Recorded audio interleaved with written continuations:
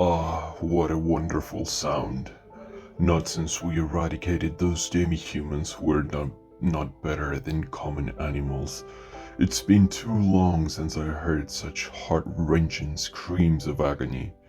The Celestites may not be as loud as the demi-humans, but their high-pitched screaming is pleasing all the same. I'd expect nothing less from a music-loving race like them. Welcome everybody to a new Alchemy Stars lore video, and today we have a breakdown of chapter 10, and we are going to be analyzing all the incredible lore bombs that were dropped in this chapter, and also we're going to ask some of the burning questions that were left up in the air regarding where the story is headed next and what does some of what we've seen means. So, we start the chapter pretty much at the same place where we left off. We do get an interesting conversation between Raphael and Vivian about how Vivian is going to go back to the group, but that doesn't really matter in this chapter, so we're going to skip over that for now because Vivian doesn't actually make it in this chapter. So the Navigator, alongside Vice, Carlene, Cinza, and Bopper, are still chasing after Forsaken and Schumer.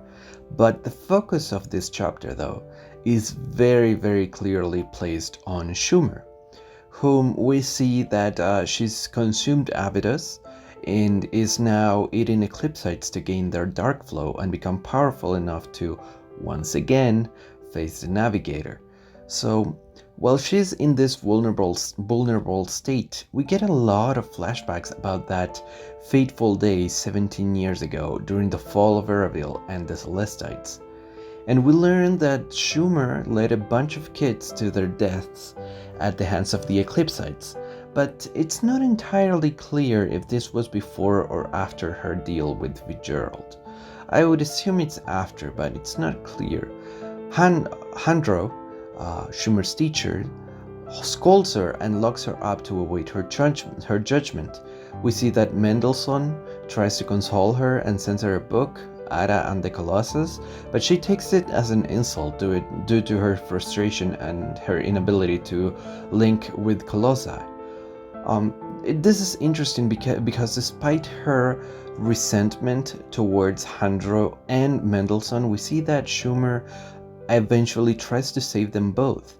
So there's always, despite everything evil that she's done, she has always kept a sort of like a good part of herself buried deep inside, which becomes relevant by the end of the chapter. So eventually the Eclipsite attack on Erebil begins, and we get some huge revelations as Schwartz goes to try and, I'm sorry, not Schwartz, but Schumer goes to try and sway Handro and Mendelssohn to the Eclipsite side. You? Schumer? Don't be afraid, Professor. The Elders never told everyone that Erebil is doomed to be destroyed by the Eclipsites. That's the reason everyone is panicking right now. What are you saying? Erevil's judgment was actually predetermined long ago. The world made a choice, and its choice is to evolve.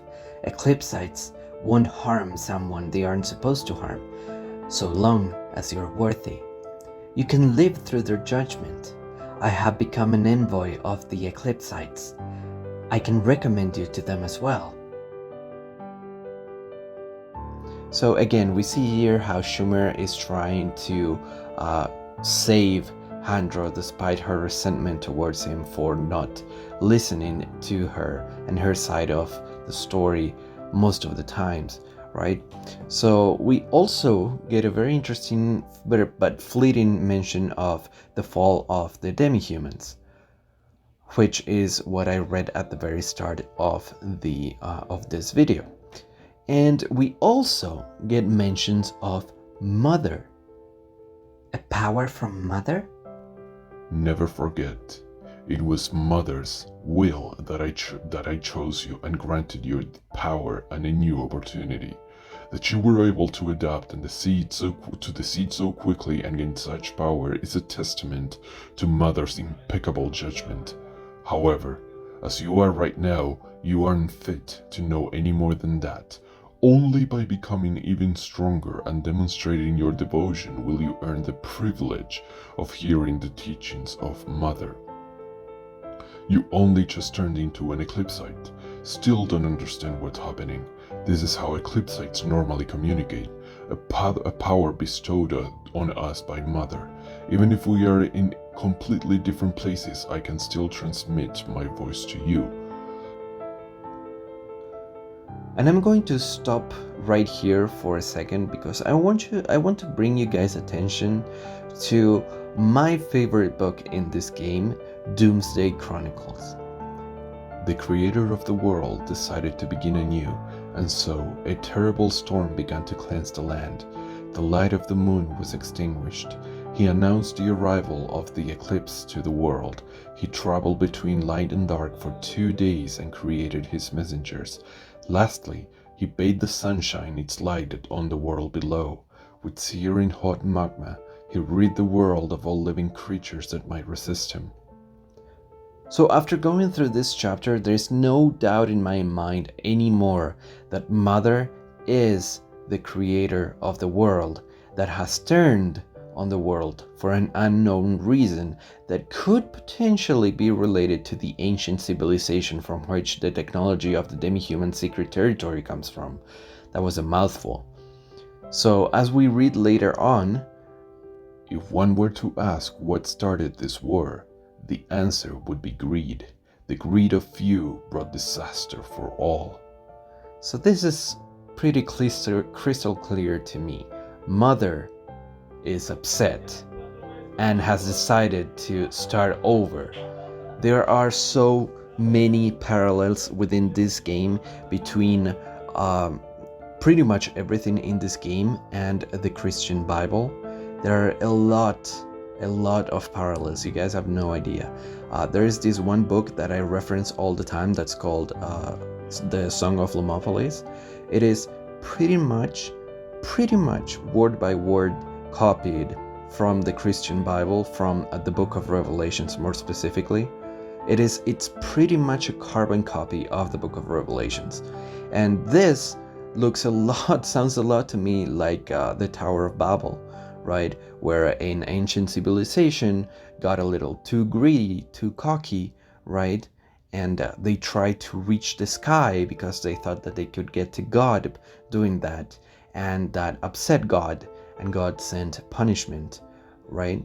And there are like so many parallels. I'm not gonna get into more of that now, but there are a lot of parallels. I might make another video later on. So, you know, if they are actually going to go through with the parallels with the Bible, then maybe it's not going to be that hard to see where this story might be headed towards next. But let's move that aside from now and let's keep reading. So back in Abydos, we see that Schumer is being pushed by Forsaken. Forsaken says that Schumer's attachment to Abydos makes her incapable of transcending. So Forsaken ends up telling Schumer that Schumer, has consumed Abydos in her hunger for power. And on top of that, we also learn that Schumer has also been consuming eclipsites in order to absorb their dark flow and again gain power to once more fight the Navigator. So despite all of this, Forsaken still considers Schumer to be a failure. And as Schumer starts to wake up and lose control due to her rage, we actually get a glimpse of Faust and Pact that are actually collecting seeds inside of Abydos. We don't really know why they're there. We don't get any other important information from them, but it's just interesting that they were here now. There's a big conflagration of characters at this one point in the story, but we'll get back to this later on. Eventually, Schumer is defeated when Forsaken takes the seed from her and Forsaken escapes despite Sinsa's efforts. Schumer ends up dying a poetic death by being betrayed and eaten alive by her subordinates, the same way that she betrayed and allowed Eravil and the Celestites to fall, right? She also dies due to betrayal. So before dying, though, the Navigator tries to get information from her about Vigil and the Eclipse's plans, but it's actually unclear whether or not he got any information, since the exchange seems to have happened telepathically.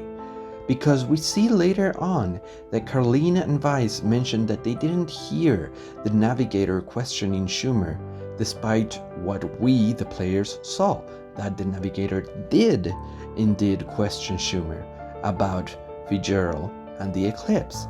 So there is something very fishy going on there. And eventually the carcass, the group gets attacked by more and more eclipsites. They get rescued by the Redisel Range.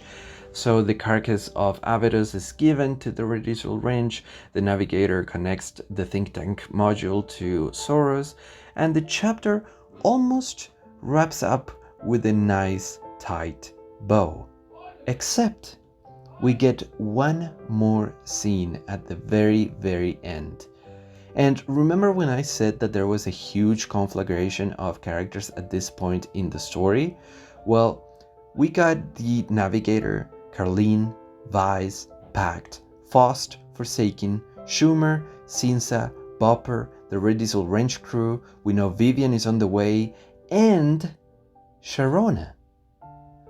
Yeah, it seems like Sharona had been spying on us the whole time, and she reports everything that she saw to Reinhardt. And so Sharona asks Reinhardt if she thinks that the Navigator is going to be a problem, but Reinhardt responds that the Navigator is only going to make things interesting or more interesting for her plan, and that she thinks that Schwartz would agree. That is a massive, massive bomb if I've ever seen one. So there are a lot of questions to be asked after all of this. First of all, the elders of Eravil actually knew that Eravil would fall, and they let it happen.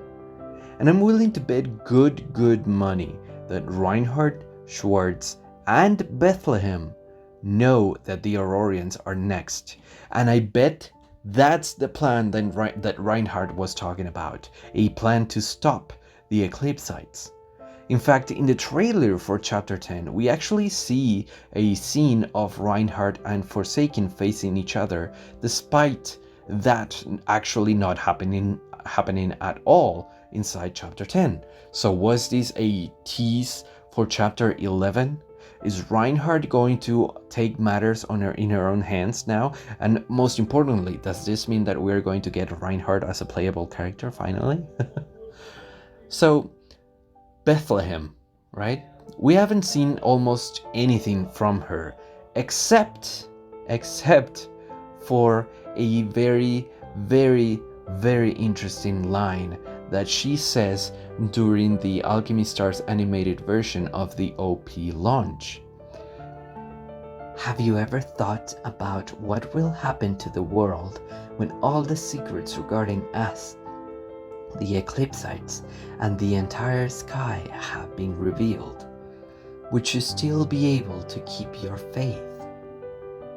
So you cannot tell me that she doesn't know that the Aurorians are next in Mother's list. She knows a lot.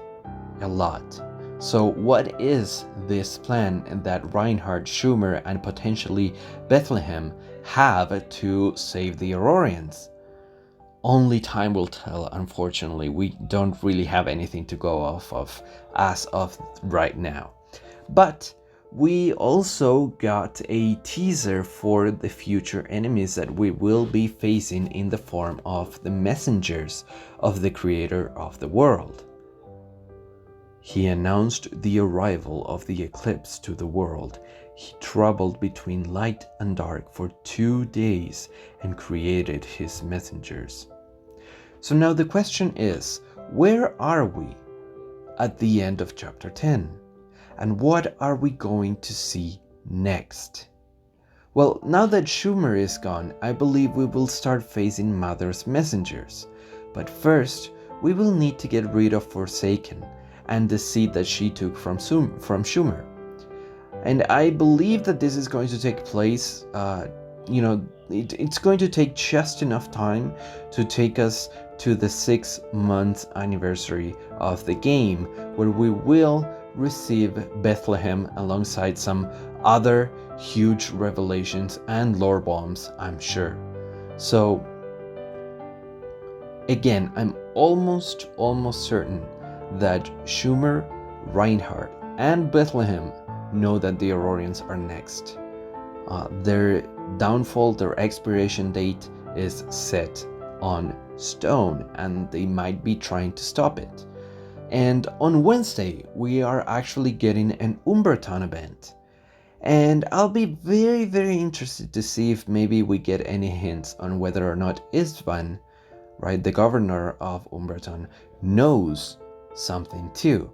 I mean, Istvan is a demi-human, so I highly doubt that he is privy to this kind of information, but he does own a lot of mysterious items, and so we might still get some interesting revelations nonetheless.